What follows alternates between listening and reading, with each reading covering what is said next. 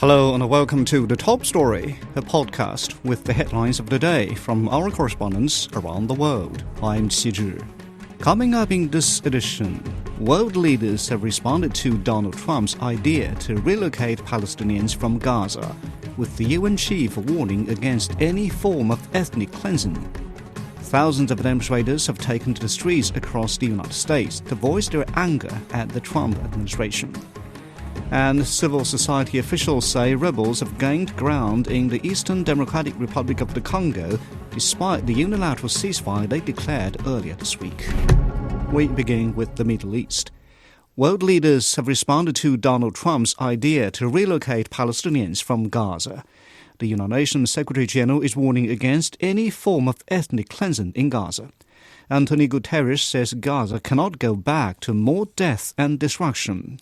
Jody Jacobs has reactions from the UN. The UN Secretary-General has made it clear that the international community cannot afford to make the problem worse. It is vital to stay true to the bedrock of international law. It is essential to avoid any form of ethnic cleansing. We must reaffirm the two-state solution. Guterres, while addressing the committee on the exercise of the inalienable rights of the Palestinian people on Wednesday, added that the violence against the Palestinian people must stop and that Israel's occupation of the Palestinian territory must end. Any durable peace will require tangible, irreversible and permanent progress toward the two-state solution, an end to the occupation and the establishment of an independent Palestinian state with Gaza as an integral part. A viable sovereign Palestinian state living side by side in peace and security with Israel is the only sustainable solution for Middle East stability. Addressing journalists here in New York, the Palestinian ambassador to the United Nations maintained that the Gaza Strip is the home of the Palestinian people, and leaders should respect that. Our country and our home is the Gaza Strip. It's part of Palestine. We have no home. For those who want to send them to a happy, nice place, let them go back, to their original homes inside Israel. Several world leaders and NGOs have also criticized President Trump's assertions, with Human Rights Watch saying it amounts to a war crime and a crime against humanity. That was Jody Jacobs on the UN's response to US President Donald Trump's proposal to take over Gaza. In Britain, Prime Minister Keir Starmer has told Parliament that Palestinians must be allowed to return to Gaza. They must be allowed home, they must be allowed to rebuild, and we should be with them in that rebuild on the way to a two-state solution. In Germany, President Frank-Walter Steinmeier says proposals for the deportation of Palestinians from the Gaza Strip are unacceptable under international law. The German president also reiterated Berlin's support for a two-state solution. France has also reiterated its rejection of any forced displacement of Palestinians in the Gaza Strip. Hamas has condemned President Trump's proposal to take over Gaza. The group says it would fuel more violence in the Middle East. Rami Almagari reports. Majority of Palestinians here in the Gaza Strip view the latest remarks by United States President Donald Trump as disappointing for them, as the remarks suggest that Palestinians should be out of Gaza, should be transferred outside of the territory. Recently, he suggested that both Jordan and Egypt could take hundreds of thousands of Palestinians into their countries, something that was vehemently rejected by both King of Jordan, Abdullah II, and President of Egypt, Abdel Fattah al-Sisi. Egyptian grounds also have objected to such a plan or such an intention. Here in the Gaza Strip, Palestinians majority of them reject what they consider to be the transfer of them outside of the territory. We will tell Trump that we will not leave Gaza, or an inch of it, and we will not sell our homeland. We will remain steadfast and cling to this land despite the siege and the pain we are experiencing. We are staying steadfast in our land here. Those who want to rebuild should not kick us out under the pretext of rebuilding. This is our land. We will not leave it. As they say, they have no place to live at or to go to but the Gaza Strip and the occupied Palestinian territories, which are actually identified by the United Nations and the international community resolutions as occupied territories that Israel took over back in 1967. That was Rami al-Maghari in Gaza. While in Israel, political parties ranging from the opposition to the far right have expressed support for the US president's plan on the future of Gaza. Members of the left responded positively, but said it was important to continue negotiations to bring home the remaining hostages in Gaza. Jonathan Regev sent this report from Tel Aviv.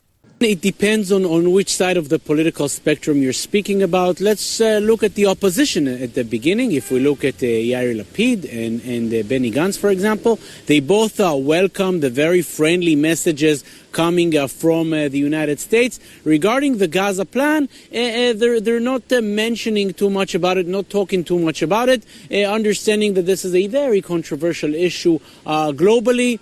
Therefore, opposition leaders are welcoming the meeting, welcoming the friendly approach by the United States, trying not to touch this very hot potato, leaving it aside.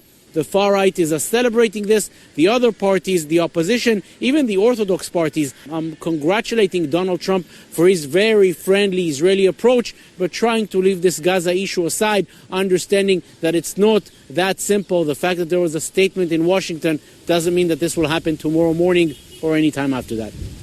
That was Jonathan Regev in Tel Aviv. Turning to the United States, thousands of demonstrators have taken to the streets across the country to voice their anger at the Trump administration. They're protesting the administration's recent policies, ranging from the immigration crackdown to the shutdown of major federal agencies. Jim Spellman reports. This protest here in Washington, one of a series happening across the United States. Organizers call it the 50-51 protests. 50 protests, 50 states in one day. The people here aim to push back against a number of measures being put into place by the administration of Donald Trump. They say some of his actions violate federal law and the U.S. Constitution. They point especially to what they call the unethical purging of federal employees. They especially are focused on what is essentially attempts to dismantle the U.S. Agency for International Development. Amy says she was fired from USAID shortly after Trump was sworn in. No severance, no cause. Benefits ended 2 days later. I was on maternity leave. I was supposed to be back that Monday. My husband also just recently was laid off. So, I don't know, cash in retirement. The plan for life has very much changed.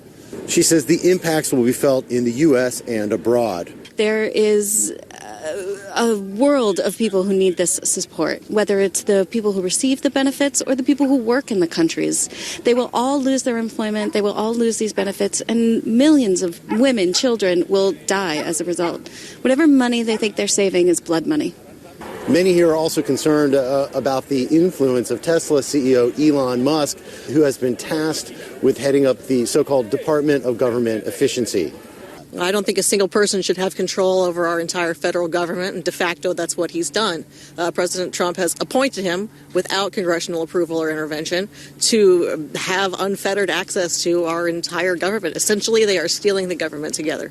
Protesters here aim to continue pushing back against the Trump administration through more protests in the weeks and months ahead.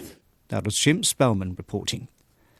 Turning to Europe, the Swedish government has ordered flags to be flown at half-staff on state buildings after the worst gun attack in the country's history left 11 people dead.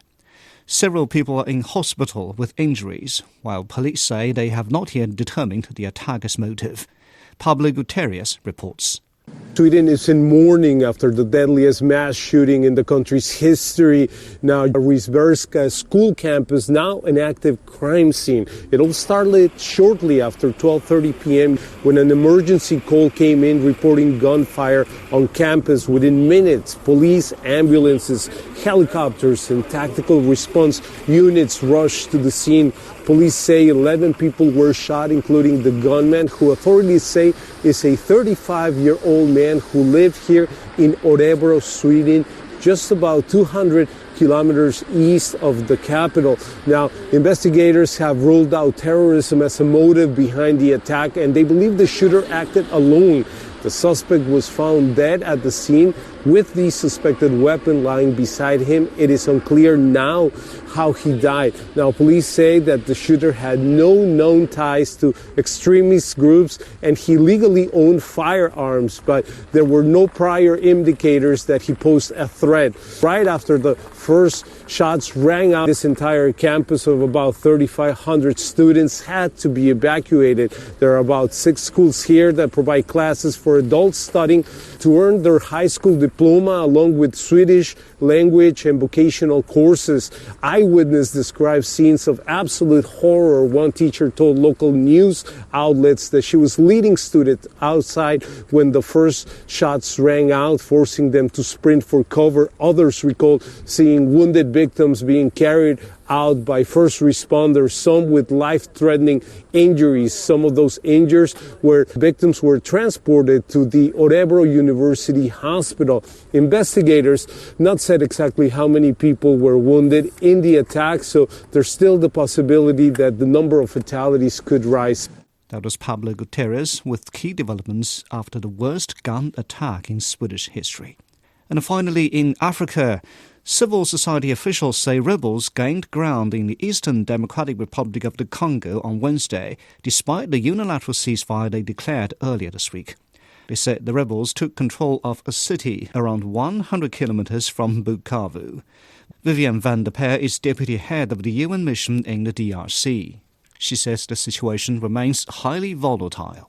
The March 23 movement, M23, and the Rwandan Defense Forces continue to consolidate their control over Goma, and the majority of the territories of North Kivu, the armed group, has previously seized. All exit routes from Goma are under their control, and the airport, also under M23 control, is closed until further notice. The UN official also says the violence has led to immense suffering.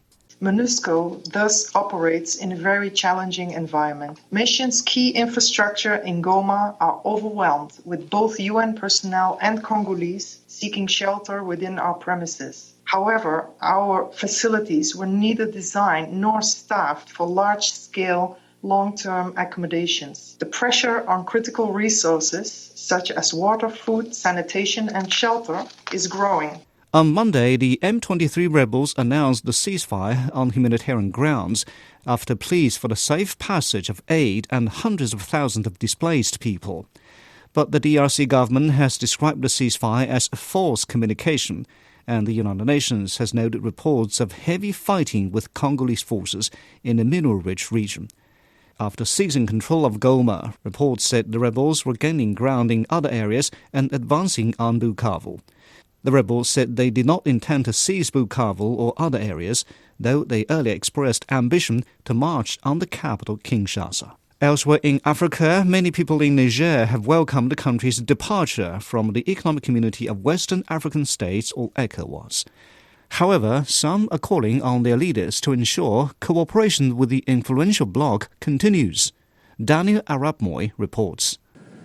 In Niger's capital, Niamey, civil society leaders are not looking back days after mobilizing citizens to celebrate the country's departure from ECOWAS.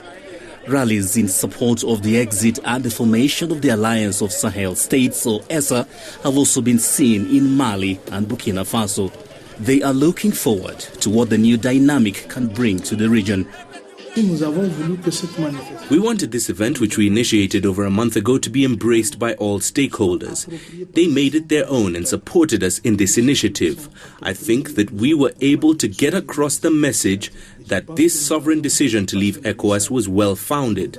It has legitimate reasons. It is a decision shared and assumed by the peoples of the ESA, so it is truly a very satisfactory outcome for us from all points of view. In the streets of Niamey, the mood is upbeat, with many residents expressing confidence in the ESA to finally resolve the region's challenges that include the threat of violent extremism. However, many believe prosperity won't just come on its own. It will need very hard work and the right decision at the right time. We think that this is really a good thing because it's as if the three countries of the ESA have mapped out their destiny, and this is the place to devote all the necessary energy, all the necessary sacrifices to help these countries emerge, because that's the objective. We are asking these three heads of state to create all the conditions for the ESA to flourish, because this is about getting down to work. It is not just a question of withdrawing, but of creating the conditions, with the support of the people, of course, for the ESA region to be an emerging region where life is good. This is a good thing. The three countries have responded to the letter of the aspirations of the peoples of the ESA countries. We have seen the limits of ECOWAS.